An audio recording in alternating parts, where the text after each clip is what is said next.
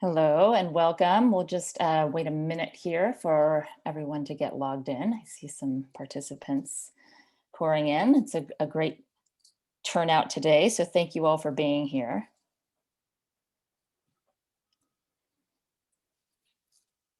All right, well, welcome to 360 Degrees of Cava.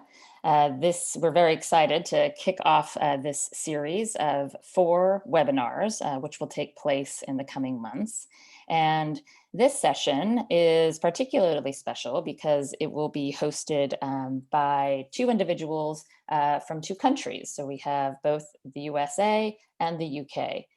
So a nice audience today. This session, The Evolution of Winemaking, will be hosted. So it's wine writer, international judge David Kermode and in the UK, and multimedia wine expert Catherine in the USA.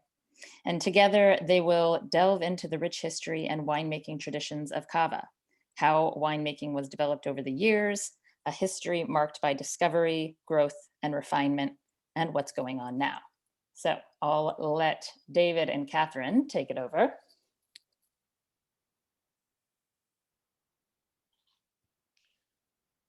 Hello, well, thank you for joining us. Hello from London, that's where I am. We're a transatlantic double act for the next hour. So to be a bit novel, we're going to introduce each other.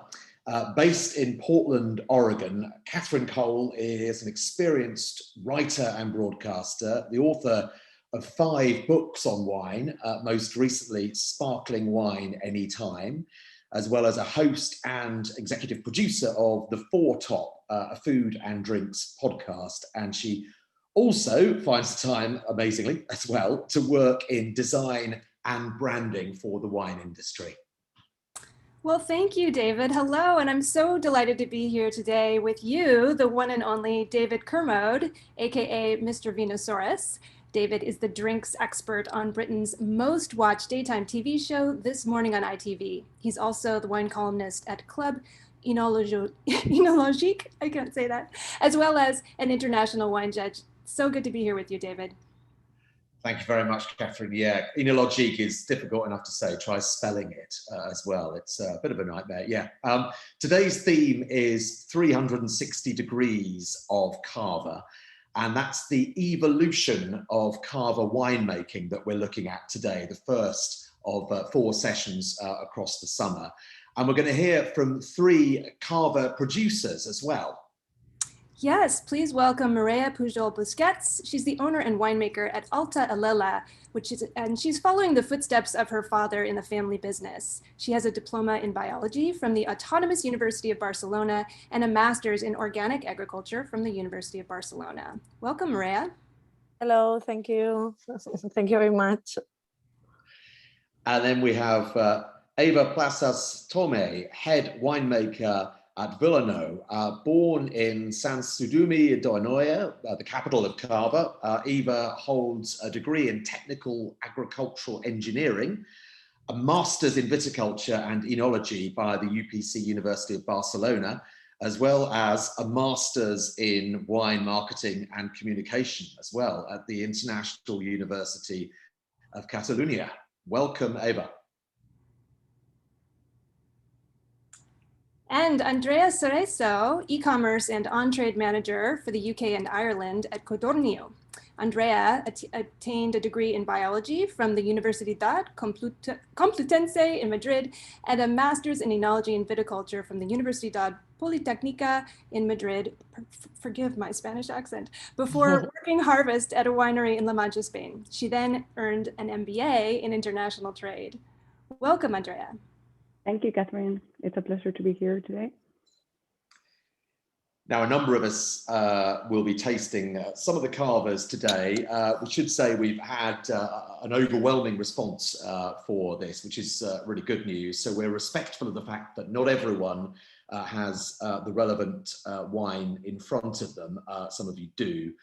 So we will not dwell on the wines too much. It's more about the producers and the passion and getting to know Cava. And we start where better than with history. Catherine, I know you're a history buff, so why don't you start us off with some history of Carver? Well, thank you, David. This is going to be impossible because I only have 10 minutes and I love, love, love this history. I could just talk for hours.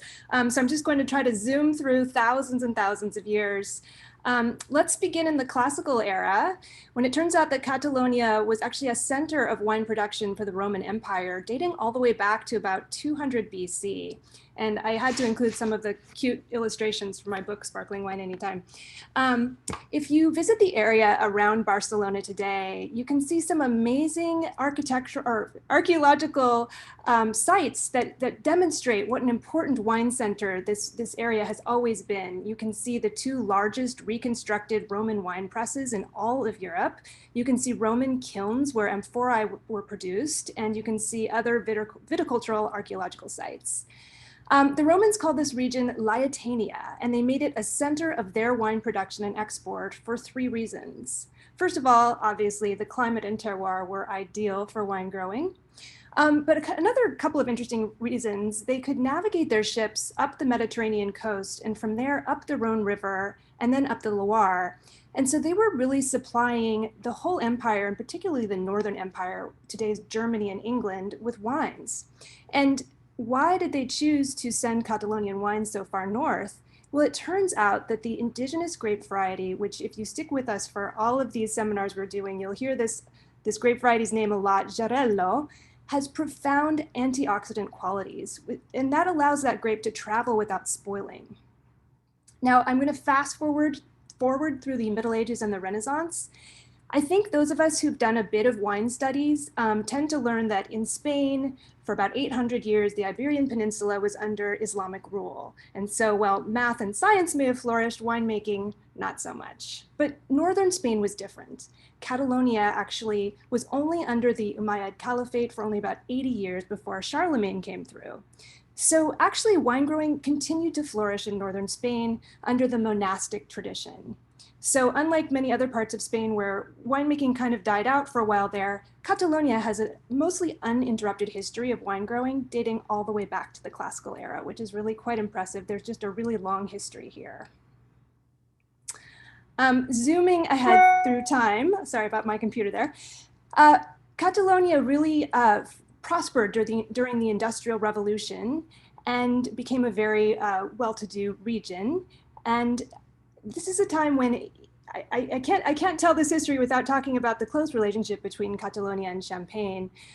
It turns out that Catalonia was the major cork supplier to the Champagne region. So there was just a strong relationship between the two regions. And the well-to-do Catalonians really fell in love with this delicious style of wine.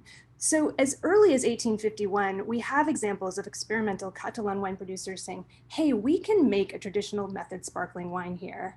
And they gave this method of production a try. And then Josep Raventós, the founder of, or not founder, early winemaker for Codorniu, which we will talk about later, really perfected the technique after touring Champagne's maisons in the 1860s and studying the vinification methods, which he brought back to his winery. Now, I think we are on the slide about lice. If I can't even see the slides. Yes, we are. And you may be wondering why we have a slide about lice here. As I'm sure those of you who've studied a bit of European wine history are aware, phylloxera, which is a destructive root louse, tore through France in the 1860s, wiping out vineyards, and Spain famously helped out their French colleagues by sending wine north. But typically that wine had to be fortified with brandy to withstand that travel, because of course this is before the invention of the refrigerated shipping container. Now the story plays out a little bit differently in Catalonia, because phylloxera, first of all, arrives there quite late in 1887. And at that point, enough research had been conducted that it was pretty clear that the way to battle this root louse was to replant on resistant American rootstocks. And then you could graft your own grapevine varieties onto those roots. So the Catalonian growers had this plan of action, and they were able to respond very quickly. And then they made a really wise decision that I'm very happy they made. They were having such success with this traditional method sparkling wine, particularly with those indigenous white grape varieties that I mentioned one of them earlier, that they decided to replant mostly with those wonderful native white grape varieties that make delicious sparkling wine. So we kind of have phylloxera to thank for these delicious wines we get to taste today. And now this showed incredible foresight because Champagne, strangely enough, was one of the last regions to be hit by phylloxera very, very late in 1898. And as the Romans had discovered, the Jarello grape had this terrific antioxidant quality, which meant that it could travel. It didn't need to be in a modern refrigerated shipping container. It didn't need to be fortified with brandy. It could travel and it wouldn't, the wine would not go bad.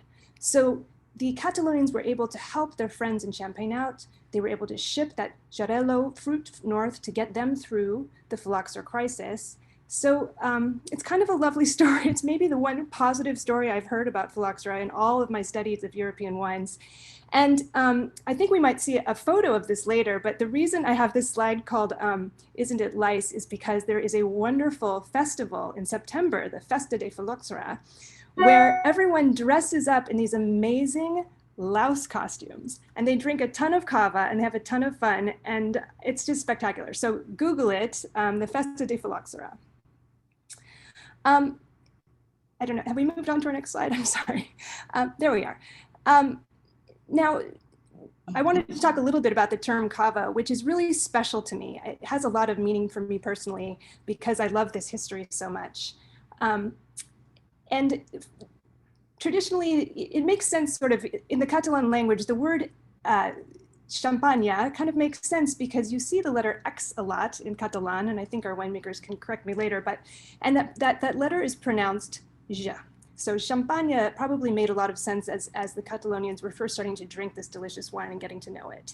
But as early as the 1950s, the cava producers decided to use their own term for their very unique sparkling wines made from their delicious indigenous grape varieties. They started to use this term cava. And as I'll talk about in the next slide, I think that has a lot of significance and meaning. By 1972, the Spanish Regulatory Council for Sparkling Wines was established, and the denomination of origin cava was approved. In 1986, the production zones were officially demarcated. Now there's something very special about this term cava.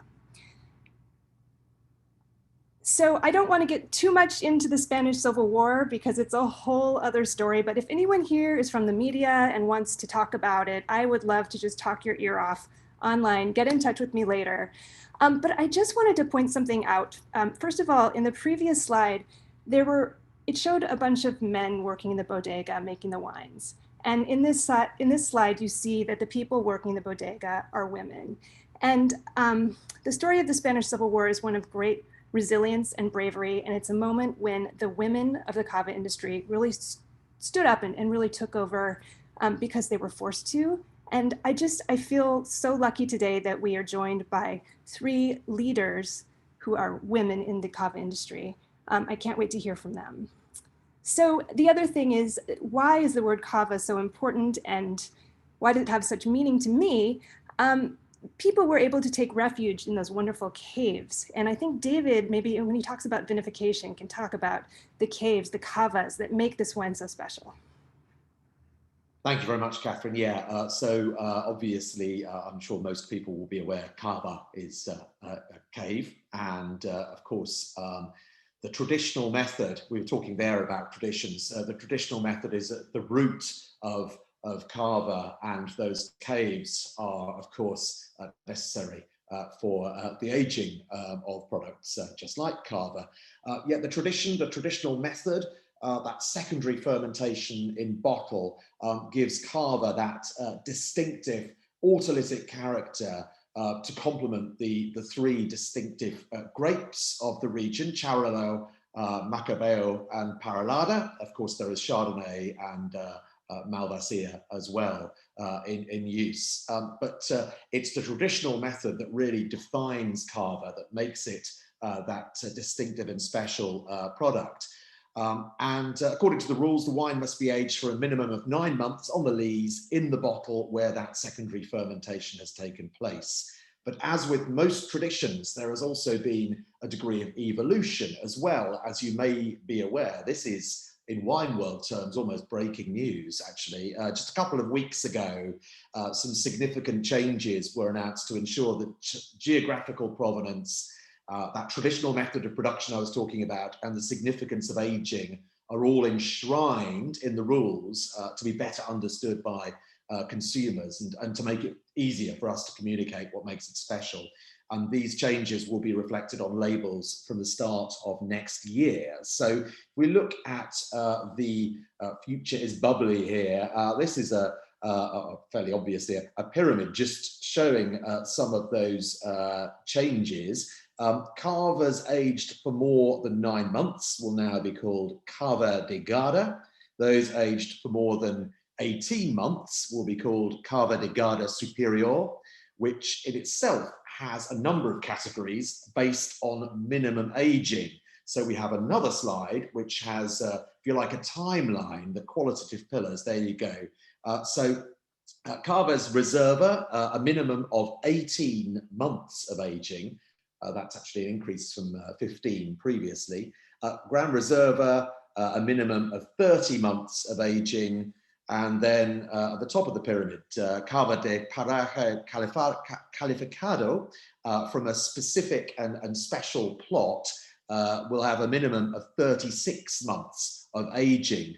Paraje broadly translates as a place, hence that in the name. And what's more, and this is a real sign of ambition and intent, all those classified as Cava D.O Superior will be 100% organic by 2025, which allows a transition period of just under 5 years from now for those not already organic. Obviously, some of those producers, including the one we're about to hear from, are.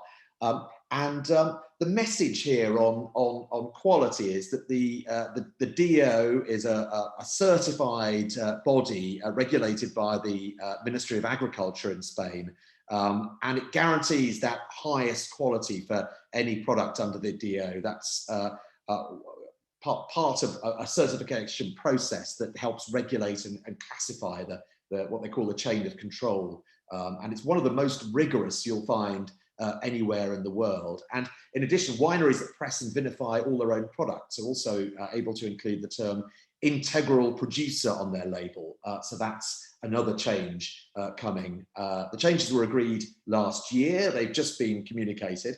And it also involved defined production zones. This is actually the subject of the next Carver webinar.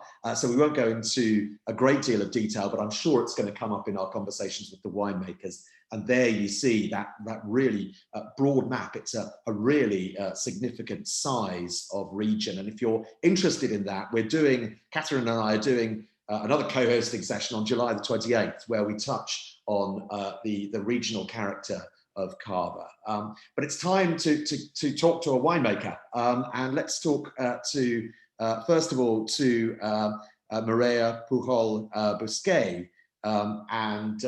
Katherine, are you doing this one or am I? I can't remember who's talking to Mireia.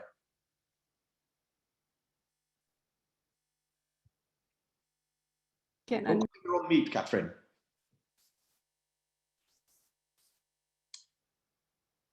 I think it was you, David. I was trying to unmute and it wouldn't let me. David, I think you were going to ask these questions, but yeah, that's fine. Yeah, I just checking that I saw you pop up, so I just wanted to make sure I wasn't hogging your. But no, Mireia, it's brilliant to speak to you, and thank you very much. I know you have another pressing engagement that you have to go to after you've spoken. Sorry. So that's all right, but I just so that everybody knows, and that's absolutely fine. We're really grateful that you found the time to talk to us now. So tell us first of all, for those of us who are going to be drinking along, as I said, it's not everyone. Tell us about the winery, where it's located, and a bit about the history. Okay, can we see? Okay, fantastic. Well, I'm Mireia. Sorry, because I have a small problem with my voice, so it's gonna break a little bit, but I will try to make it as good as possible. I'm the second generation of Altaleia. That is, this winery is this estate that you're seeing right here. We are a family winery. It was founded in 1991 by my parents.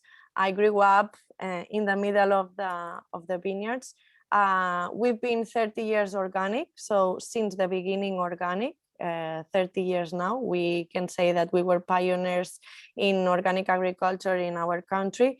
And in 2006, we made the first cava in Spain without sulfites. So it's been 16 years producing cavas without sulfites. We are in Alella, that it's not in the big region of Cava. We are 10 kilometers north of Barcelona, in a place where we have the appellation Alella also, where we produce still wines. And it's the smallest appellation in Spain, with less than 250 hectares, 8 producers right now, and it's one of the eldest appellations in Spain. Great, and you have been great innovators with Carver. How have you seen Carver evolve and change with the times?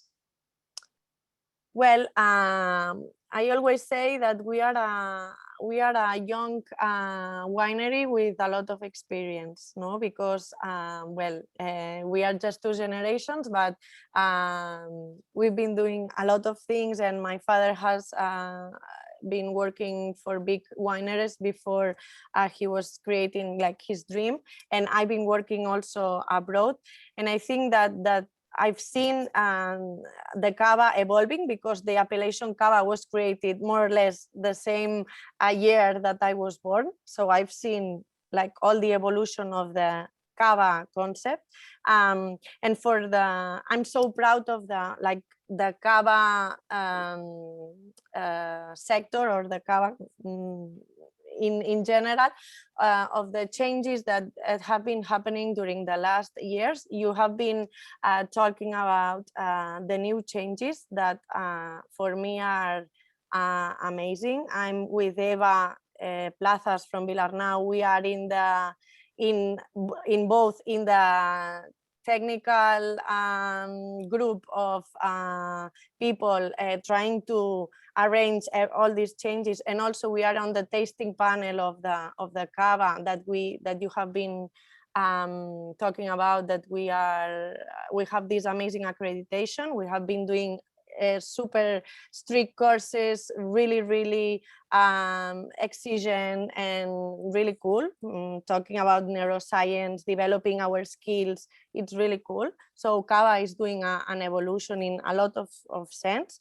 And I think that one of the most important things for me, the evolution of the cava sector in general, is what is going to happen, that all the cavas with more 18 months of aging will have to be organic 100%. For me, this is amazing. Even that we have been organic since 30 years, no?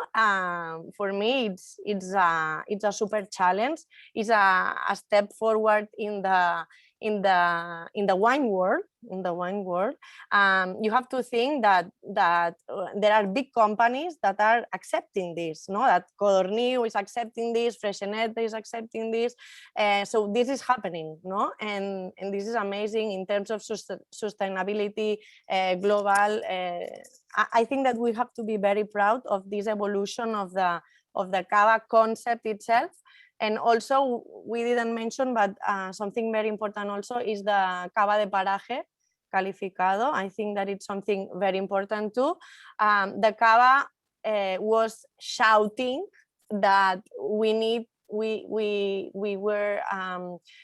to talk about the origin, no, of our product, because we were always how do you say, complaining that cava is not in the level that it has to be, no? It's an artisanal product, it's the traditional method.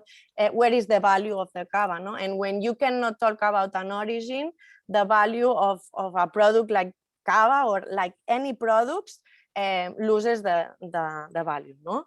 And I think that these last challenge that the cava world is doing are amazing, and we are in a, I think that we will do like this. I don't know how to explain. Yeah, Can I pop in with a couple questions from the Q&A. I just want to make sure some of these folks' questions are answered. And Maria, I think you might be able to answer a couple of these. Yes. Samantha's asking, she wants to know, is D.O. Cava the first geographical indication in the world to mandate organic? Is this the first region that's mandating organic at any level of quality? Do you know? No, it's not the first. Oh, it's not. And then she's also asking. I'm not gonna talk about others, but Eva, you and Andrea, you know, it's not the first, but I think that it's going to be the first 100% organic. Yeah. We have to fight for this, and I hope that in 10 years all cava will be organic 100%. If the big companies can make the change now in less than 5 years of having the Reserva and Gran Reserva 100% organic, it's gonna be like this to make all 100% organic. So it's the step that we have to follow. As I'm gonna repeat myself, we cannot do it like all 100% right now, because it would be unbelievable and it would be unreachable. So we have to be more practical, and I think that it's the right thing that we are doing. In a few years, it will have to be 100%, I'm sure. And one follow-up question to that, Samantha's also asking, are you able to do this winemaking without sulfur? She hasn't heard of this before. Yes, not the cava that I'm presenting today. But yes, we produce another 3 cavas that are with, we have like 2 wineries, Alta and the small winery Salle de les Aus, and all the wines and cavas that we produce there are without sulfites. We've been 16 years without sulfites, 0 added, okay? And to make it very, very simple, it's like the CO2 is helping a lot to work without sulfites, and we can make a webinar if you want about making cava without sulfites, but actually it's the easiest product to make it without sulfites. It's more easy to make a cava without sulfites than a still wine without sulfites. Great. Maria, you were talking about products that you're going to present. And for those of us who have it, as you talk us through this Gran Reserva, tell us about the importance of the aging process and what that brings. Well, we just produced Gran Reserva, okay? Because Gran Reserva, to summary, it's more than 30 months of aging on the list, on the bottle. For us, as I told you, we just produce Gran Reserva because we believe that our varieties and our cavas can express better with more aging, no? With more aging, what you have is a more elegant product, more elegant cava. The bubbles are more well integrated. Here we are not tasting a super old cava, no? But this morning I was tasting a cava that we make with 10 months of aging in the bottle, and there is a point that you cannot even notice the bubbles, no? It's super well integrated, so it makes it more in the world of the Grand Bean, and it's what we are looking forward to, no? Also, we were trying to find these toast notes, no, of the aging, to find a wine or a cava, sorry, with more density, with more complex, less nervous, no, less nervous, but without losing the acidity and the freshness, no? And I think that we have accomplished with this cava, the Mirgin. That Mirgin means Mireia and Gina, that it's my sister, and I think that it's a cava that reflects really well where we are, that it's in Aleia, in front of the Mediterranean Sea. I can see the sea, so 2 kilometers. You can see the salinity, no, of our place. The soil that we have, that it's a granitic soil, that it's called Saulo, and it's an acid soil that also helps for producing and elaborating cavas of long aging, because we are quite obsessed with the freshness. And also this cava is the typical, the classical trio, no, of cava, macabeo, parellada, and pansa blanca, because in Alella we don't have xarel·lo. We have pansa blanca, that is a synonym of xarel·lo, that it's a great variety that it works really well also for good and long aging cavas with its good acidity and bitterness. And I don't know what else. Well, it's a delicious wine, and I think we have, Let me try. thank you for sharing. I think we need to keep moving to our. Okay, thank you very much. Thank you, Maria. Thank you, Maria. See you soon. Take care. Next, let's talk about Villarnau. And just quick note to those in the audience who do have a sample, when we get to those slides, don't be confused if you see a slide that doesn't represent the wine you have. In the USA market, we have the 2017 Brut Natur Reserva, and I'm very jealous of you in the UK because you have the more beautiful bottle, the Brut Reserva, the Trencadis bottling. But let's meet the winemaker, Eva Plazas Torné. Can you tell us a little bit about Villarnau? Hello, how are you? Thank you so much for your invitation.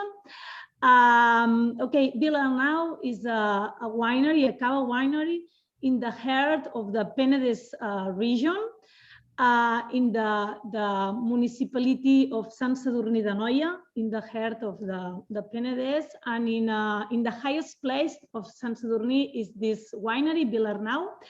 Villarnau is in the middle two mountains. In the north, we have Montserrat. Montserrat protects for all the north winds. Behind Montserrat is the Pyrenees and the Serralada coastal line. Behind this Serralada coastal line, we have the Mediterranean Sea. Is 40 kilometers south of Barcelona. Mireia can see the sea from the window. I cannot see the Mediterranean Sea, but I can see the mountains, and behind these mountains is the Mediterranean, okay?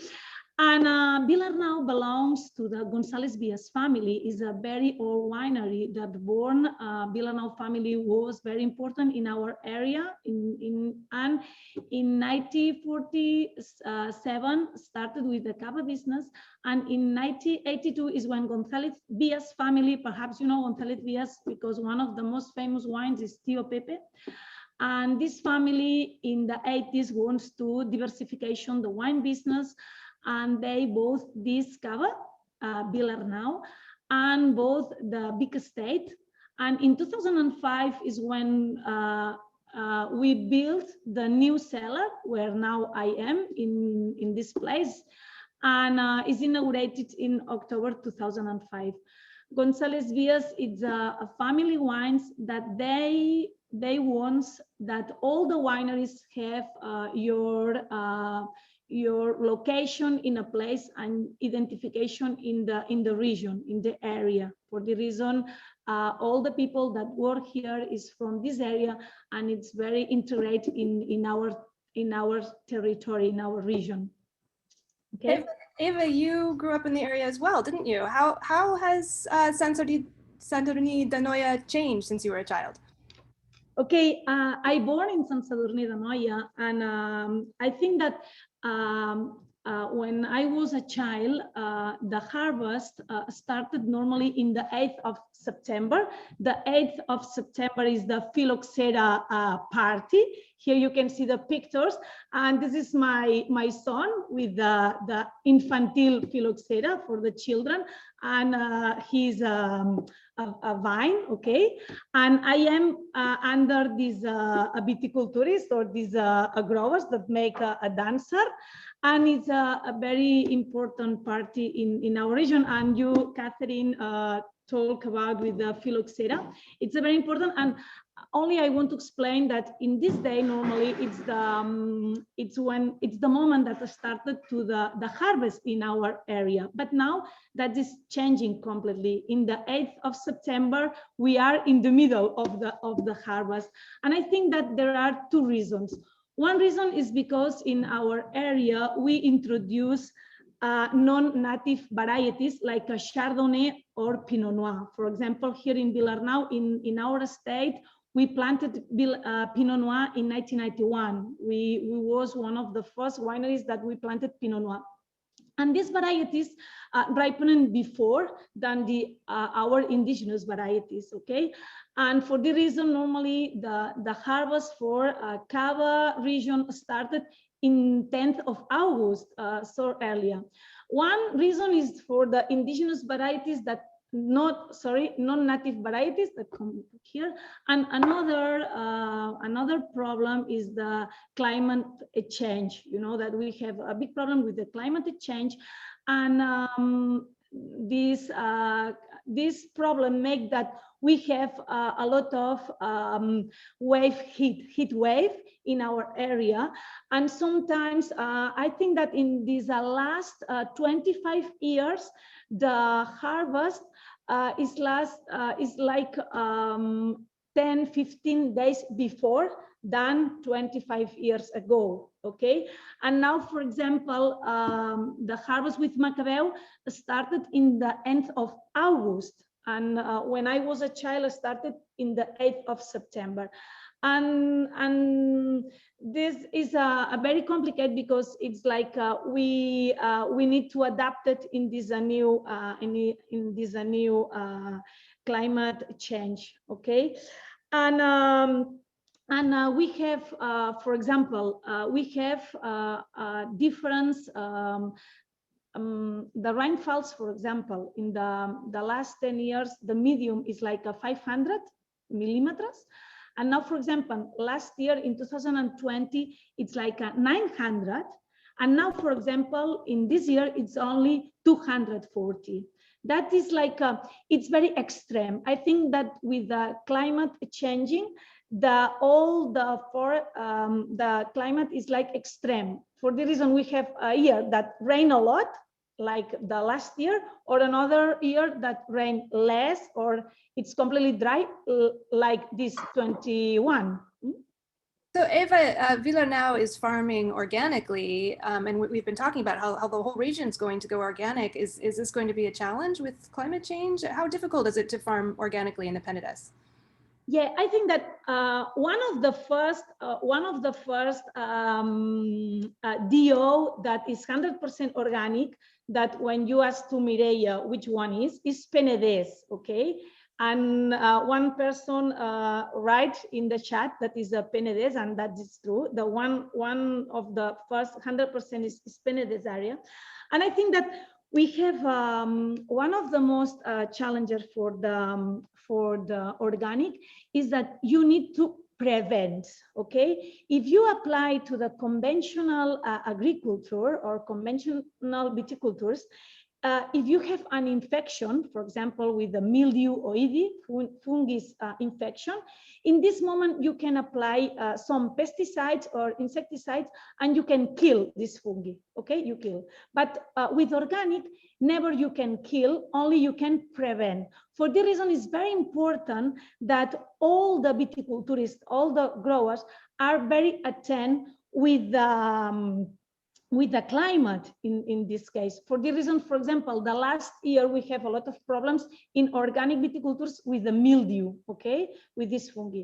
And one of the very important thing for the organic viticultures is to the pheromones. You know that we have two fungi, Oidium and mildew, and you have Alobesia botrana, is a butterfly. And when we started to apply the pheromones, the sexual confusion for this butterfly, that is one of the first step for organic. And in this moment in our area, we have 800 hectares protect with the pheromones. And you need to think that if we don't apply the pheromones, you need to apply the pesticides or insecticides. And that is one of the very important points. But I think that it's like the viticulturists need to change the mind and think that all the time we need to are very attentive with the vineyards and all the time prevent what is possible to matter in our vineyards and with the climate. Yeah. And one of the best varieties for the organic viticultures for me is the Xarel·lo or Pansa Blanca in Alella region, because Xarel·lo is with a thin skin, okay, and the berries are very separately, okay. For the reason, it's a very nice variety for this. For the organic. And in Penedès area, when the people or the viticulturists started with the organic, they started with Xarel·lo because it's the variety more easy, okay, to work with organic viticulturists because have a very nice characteristics, okay. And for me, for example, the varieties of Cava is like Xarel·lo is a very strong variety with a very body and a structure. For the reason I represent Xarel·lo with this a picture, or for example, Parellada is like a ballerina. It's a very delicate variety, nice acidity, low alcohol degree. Or Macabeu for me is like a backbone in my blending. For example, if you want, we can taste the Vilarnau Brut Nature organic. This Cava we have in USA, okay? This Cava is the blending with Macabeu, 50% Macabeu. It's with 35% Parellada and 15 Chardonnay, okay? It's a Cava Reserva with more than 24-month aging. Is organic with organic grapes in USA, because in USA we sell this Cava not with the knob, but with organic grapes, made by organic grapes.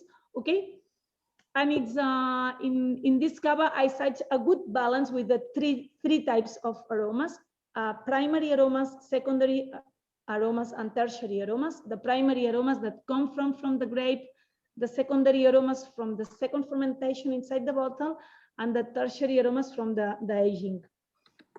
Okay, this is Brut Nature. It's very nice acidity, very long aftertaste, and dry. Okay, and if you want, I can taste the second one because I know that you don't have more time. This is a Vilarnau Brut Reserva organic. This is organic too. This is with this nice packaging, and this Cava is a Reserva. Non-vintage is with 15-month aging, and the blending is a 50% Macabeu, 35 Parellada, and 15 Xarel·lo. And in this Cava, I such primary aromas. In this case, in this Cava, I such these floral and fruity aromas that come from the grape, and the secondary aromas that come from the second fermentation inside the bottle. But this Cava have less tertiary aromas. It's a Cava young, fresh, and with a nice balance with the acidity and the sugar contents. These 10 grams per liter sugar. And I've been tasting that one here in London, and it's I've really enjoyed it. Ava, thank you very much. Hopefully there'll be time for questions at the end as well. But we should bring in our third guest now. From Codorniu, one of Spain's best-known wineries, of course. Andrea Carreso is export director for the UK there, and also involved in digital commerce too. Andrea, thanks ever so much for joining us this evening.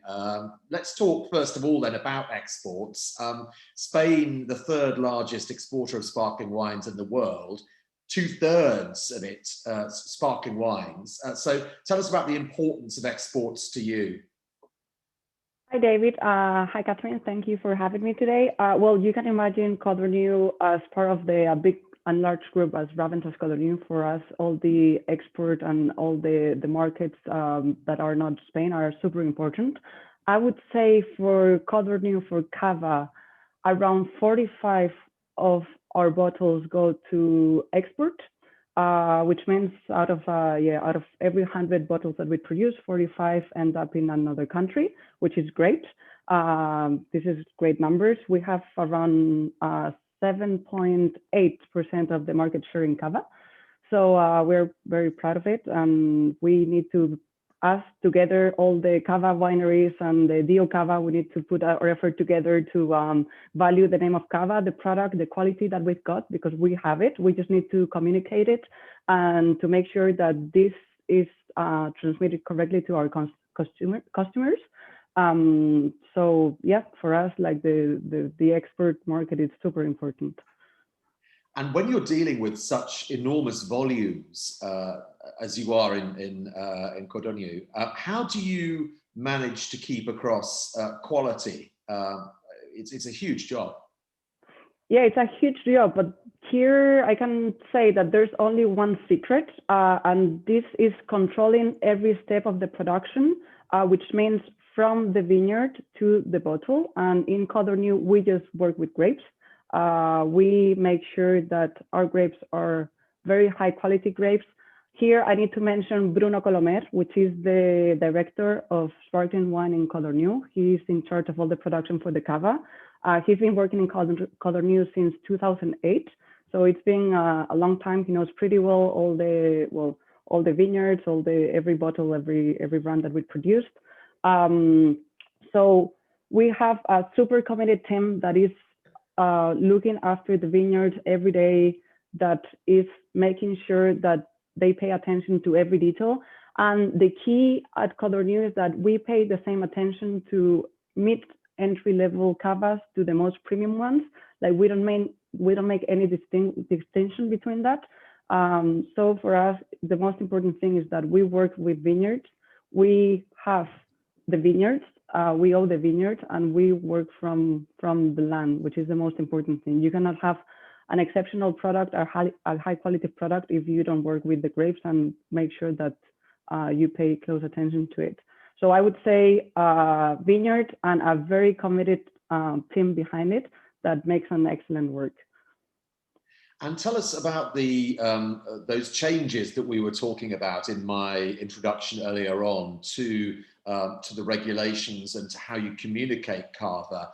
What sort of opportunities does the Cava de Garda Superior, particularly the Paraje Calificado, offer to you and to producers like you? Well, for us, it's a very good opportunity, because when we talk about Cava de Parajes, we talk about quality and we talk about very unique products.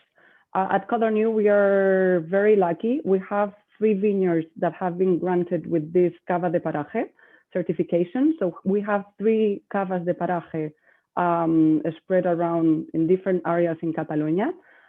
For us, this is a very good opportunity, but it also comes with a big challenge, because people don't know about the high quality of this kind of cavas. And we produce these Cavas de Paraje, but it's very difficult to tell people to pay $100 for a cava, you know? So I think here it's our work, commercial work, all like you, David, Catherine, to communicate this to our consumers, that Cava and Cavas de Paraje especially are amazing products, amazing quality. The certifications and the control that is behind it, it's super high, and that it's the same valuable as we might say champagne or other sparkling wines. So I would say for us, it's a big opportunity, because we have 3 of a few vineyards that are granted with this, but it's a high challenge in communication and to be able to really sell this product in the international markets and as well the domestic markets. Well, one of the great advantages you have in communicating the story of Cava is some of that history, that sense of place, of course, and actually the people too. So for those of us who are tasting, tell us about Anna Codogno. Well, Anna for us is the icon of the house, and it's our flagship. I would say that out of 100 bottles of Cava, 14 are Anna. So it's one of our main products. Anna de Codogno was the last member of the Codogno family. So Anna married Miquel Raventós when she was at an early age. And Miquel, just to honor her family, he decided to keep the Codogno last name and put it together with his own last name, which was Raventós. So here is where we come together, the Raventós Codogno group name is because of the union of these two very important families for the cava production in Catalonia. And so that's Anna. It's just to honor her and, well, to honor the last member of the Codorniu family. After, well, yes, now we are talking about 17 generations producing cavas. So yes, and obviously we were, as I think you already mentioned, we were pioneers in introduction the Champenois method into Spain. So I mean, talking about Ana de Codorniu is talking about our history and our legacy, basically. And we have the, those of us who are tasting have the Ana de Codorniu Blanc de Blanc to taste. It's a beautiful, it really is a beautiful bottle, really incredibly striking. But tell us about what's inside. Tell us a bit more about the winemaking. Well, Ana de Codorniu is a Codorniu, well, Blanc de Blanc Reserva. Decoupage here is a bit special because we have a 70% of Chardonnay, which is quite unique, I would say. This Chardonnay, it's grown in the most inland part of Catalonia. It's in the Coster del Segre. So here we're talking a very continental climate. So what we get from this grape is to add freshness and a bit of youth to the cava that has been aged for 15 months under cellars. We're talking about a brut, which is quite unique. I don't know if you feel it, but when you taste this cava and then you think about brut and serve, you might think it's a bit like very, I mean, very complex or very, yeah, very unique, and it is. And you can right away feel like the structure in the mouth, but at the end, our stamp of the house in Codorniu is, even though we make cavas that age for a long time, we always want to preserve the youth of it. For this wine, we harvest everything separately. We do the fermentation separately. We go through a malolactic fermentation, and then, well, we do the blend, and then we have it in our underground cellars, which there's a picture of our underground cellars at Codorniu. I would highly recommend to give us a visit. And then, yeah, that's how we, well, a bit briefly, because I don't have much time to talk about it, but that's how we actually produce our Ana de Codorniu. Well, great. I have to say, it is, you know, for those, to use an American expression, it's bang for your buck, frankly, because certainly the price in the UK is, you get an awful lot of really high quality sparkling wine for the price here, the RRP, £13. Yeah, this product quality price is amazing. Like, it's very nice, very well structured, but at the same time, because of the malolactic fermentation, we get this creamy and smoothie taste. So I love Ana, really. I think it's one of my favorite ones. Right. All right. Well, Catherine, have you been keeping an eye on questions there while I've been chatting? Yes, there's so many good ones. Andrea, I have an export question for you from Andrew. Andrew in the US, he's wondering, who are your competitors in the US market outside of other cava producers? Outside other cavas, so on the sparkling category, but other... What other wines do you feel like your wines compete with in the US market? I don't know. I'm not sure if we're talking about brands specifically or categories. I would say for us, Prosecco is a big competitor, as well, as all of us know. So yeah, I would say that would be one of the big ones. I'm not sure if his question refers to specific competitors. I'm not an expert in the US market. I'm based in London in the UK. So if he has any, or he needs to know more in detail our competitors in the States, I will be more than happy to talk to our expert manager in the USA and pass him on the answers. Great. I think I also saw a question about, and I don't know where it went, about how are you as a region helping consumers to understand these premium levels of cava? Oh, it's from Lisa. Hi, Lisa. Nice to see your name. what are the initiatives that the Cava region's taking to educate consumers about the premium nature of Cava? I mean, it's such a good bargain. Like the Anna is such a good bargain, but some of these wines are fantastic, super beautifully made, high level wines. How is Cava as a region educating consumers about these higher levels of Cava? Who is this question to? Andrea, how about you? Okay. Well, for me, I think it's about education. It's about education, and when you tell people the process behind making Cava, the people that are involved with it, the amount of time that takes to make a bottle of Cava, and the amount of time that you need to have that bottle of Cava in your winery as an asset that you cannot sell, I think people are quite impressed. And then you explain the different methods that you have to produce sparkling wine, and they themselves realize how good Cava is, you know, and it's just like, I think it's a matter of education and doing tastings and bring the winemakers to the consumers and to flagship shops and stores around the world, basically. And obviously all the great work that the D.O. Cava is doing behind everything. And initiatives like this one, I think they are just great. There's a question from Andrew, which perhaps is for you, Ava. Is there a limit on how many non-native grape varieties you can have in the region? So things like Chardonnay, is there a limit to how much can be planted? No, we have Chardonnay and Pinot Noir. Yeah, but it's not limited the planted, or is not limited the percentage that you can add in the blending. If you want, you can do a Cava 100% Chardonnay or 100% Pinot Noir. It's not limited. We have these are 5 white varieties: Macabeu, Xarel·lo, Parellada, Chardonnay, and Malvasia, or Subirat Parent in Catalan. And these are 4 red varieties: Pinot Noir, Trepat, Garnacha, and Monastrell. And you can use these varieties in the percentage that do you want, do you prefer. It's not any regulation in this case. And there was another question earlier I saw, which again is probably one for you, Ava. What's the best glass to drink Cava from?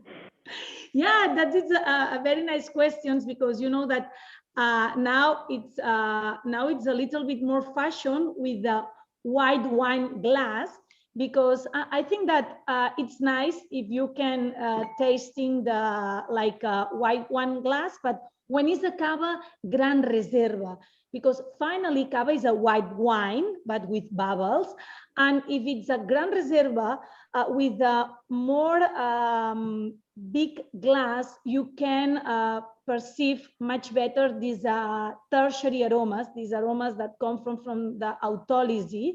Okay, and I prefer for young Cavas or Cava Guarda, a glass a little bit more close like this. And when it's a Cava Reserva or Gran Reserva, open a little bit more the glass. Yeah. Okay. Okay, great, thank you. And another thing, when we talk about with the Cava and the competence, like Prosecco, for example, I don't like it to talk about with the others sparkling wines, but I think that Cava has one very important thing, that it's a very gastronomic. It's less sugar, and we have Nature and Brut Nature with the less sugar contents, and it's a nice balance with the acidity. And I think that one of the best things for Cava is that gastronomic pairings, and you can drink Cava with all the dishes, all the meals, and that's, for me, it's a very important, the very important point for drink Cava. And also there are a couple of questions about colour and how colour is achieved in Cava too. As a winemaker,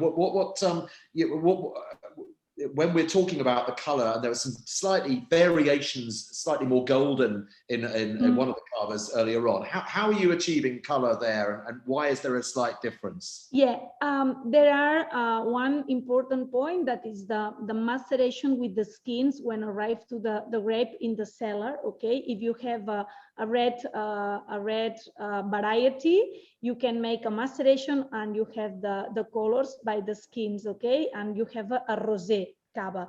But when it's a white color, a Cava white, in this moment, with the aging time, you have this contact with the yeast. You know that we have this second fermentation inside the bottle. The yeast die, settle it at the bottom of the bottle, and in this moment you have this contact with the yeast. Okay. Normally, when a Cava is young, the color is gold, is a pale yellow with green hints, perhaps, or like it's more delicate or more pale. And when a Cava has a more aging time, have an oxidation with or oxidation and contact list.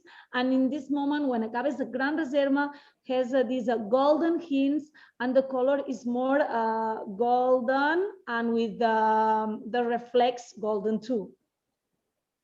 Great. Well, I mean, we've had some fantastic feedback on all three, well, actually four, technically, of the Cavas we've been trying, because two different Cavas have been tried on either side of the Atlantic. But some really good feedback. And Rose, MW, saying, I think Carver has so much potential to shout about. And I think that's one of the things that has really come across today. It's been fascinating, and it's for those of us who really love Carver and love being in a bar in Barcelona drinking a glass of Carver, then I think it is just great to see the support of the D.O, the effort to really help promote the things that make it special and make it actually such an amazing, back to my point about value, just an amazing drink for the price that people are paying for it as well. So it's really great to hear about organic, and to hear about the ambition that's there